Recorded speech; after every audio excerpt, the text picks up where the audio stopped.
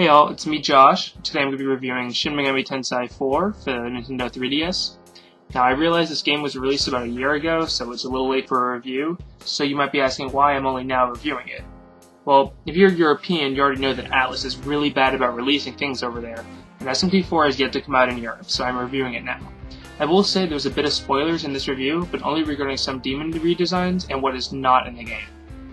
I have here this is the collector's edition of the game, and it comes with a CD, a little bit of the soundtrack. It's only got 8 tracks on it, but one of the tracks is almost 10 minutes long. The other ones range from about just usually 1 to 2 minutes long.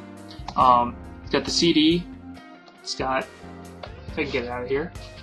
It's got the game, of course. It's got pretty good artwork.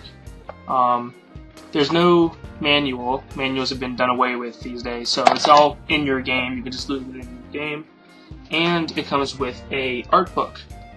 And the art book also is a strategy guide, which is pretty neat. So you can look in through here, and that's just like a little tells you what some enemies are weak to, tells you where to find stuff. It's got little screenshots in there.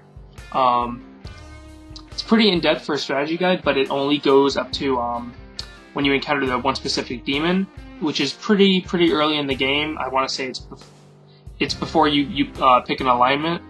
And then there's a few pages in the front, I believe. There's just a few pages in the front that are art materials. So it's really more of a strategy guide than an art book or anything. So that's what comes with the collector's edition of the game. Now I'm going to go ahead and get into the gameplay mechanics for a bit. For gameplay, it's what you've come to expect from the Shin Megami Tensei series. The game basically plays similarly to Nocturne, but it's got more added functions to it. It uses the turn-press battle system just like Nocturne, but it added in this smirk function. If you get a critical hit on an enemy, or if you nullify an enemy's attack, you or one of your demons can smirk. Smirking gives you a bunch of effects, such as boosting your critical attack chance, removing a weakness for 1 turn, and if all 4 of your party members are smirking at the same time, you all recover half your max health and magic.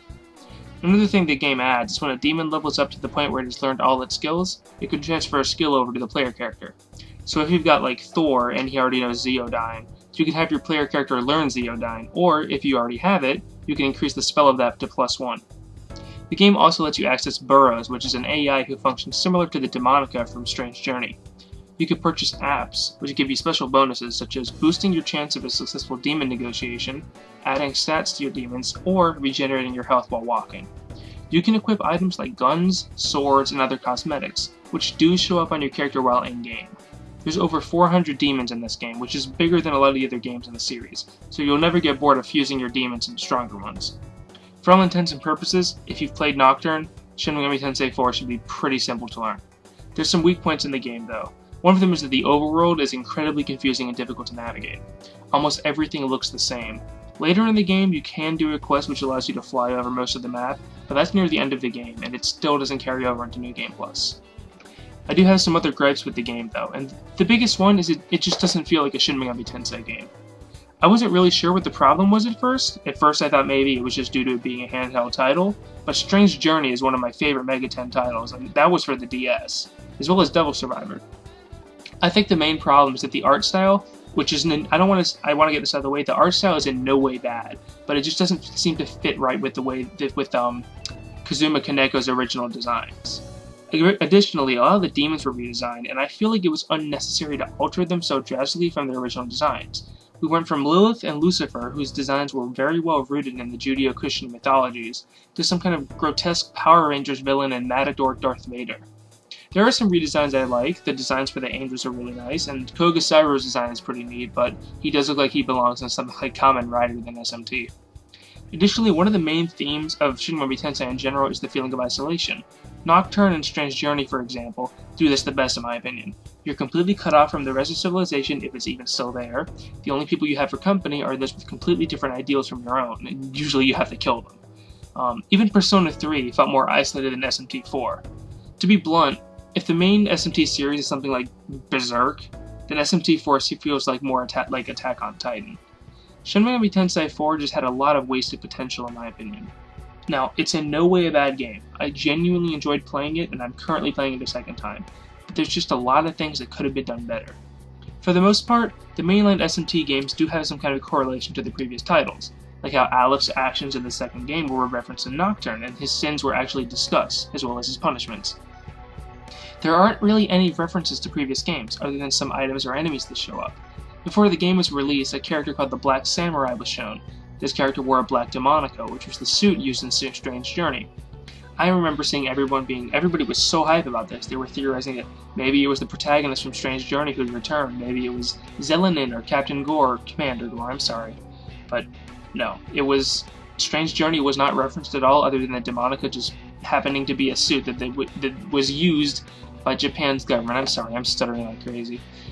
Now, there are some references to the other games, but nothing plot important. You can find some of the Fiends from Nocturne, and their battle theme is a remix of the Fiend battles from Nocturne, but there's not much else that I've been able to find. A lot of SMT games have been able to do references a lot better, such as the Demi-Fiend found from Digital Devil Saga, which is... I think I remember someone saying, reading in an article, that it was one of the top 10 most difficult boss fights. You should definitely check out Digital Devil Saga. Is it Digital Devil Saga? It's DDS. Check that game out, it's pretty good. But yeah, again, SMT4 is in no way a bad game. It's got full voice acting, which is something new to the mainline series. The music is really good. I don't believe it's by the Sojima, but it is really good.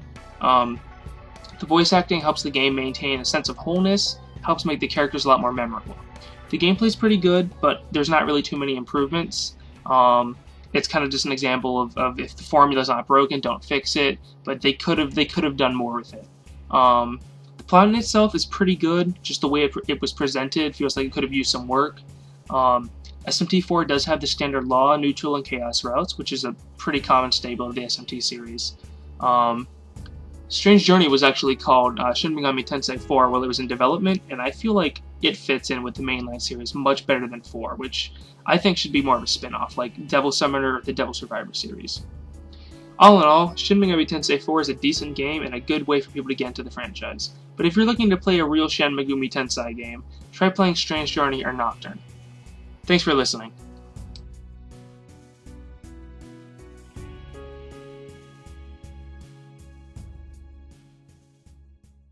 Why don't you play a real Shin Megami Tensei game?